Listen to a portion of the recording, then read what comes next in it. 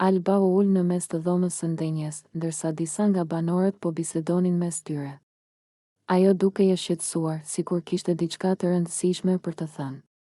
Pas disa sekondash heshtje, ajo më në fund mori frym thellë dhe deklaroi, unë dua t'ju tregoj diçka për veten time. Unë jam 7 zën.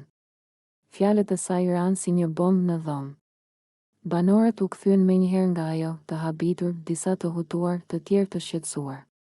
Reagimet ishin të ndryshme, disa i afroheshin për ta mbështetur, të tjerë nuk dinin si të reagonin. Alba vazhdoi të fliste, duke u përpjekur të shpjegonte situatën e saj, unë nuk jam e sigurt se kush është baba i fëmijës.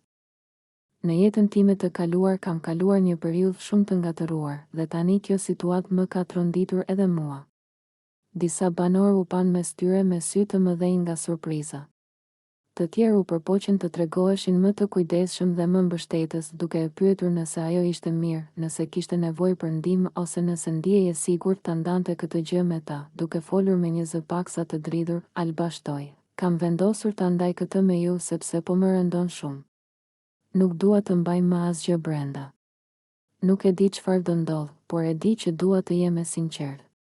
Atmosfera në shtëpi ndryshoi menjëherë. Disa banorë u prekën nga rrëfimi i saj. Duke e parë Albën me më shumë dëmshuri dhe duke e kuptuar se ajo po përjetonte një moment shumë të vështirë, në atë moment, heshtja që mbuloi dhomën ishte e mbushur me emocione, habi, shqetësim dhe pak tronditje.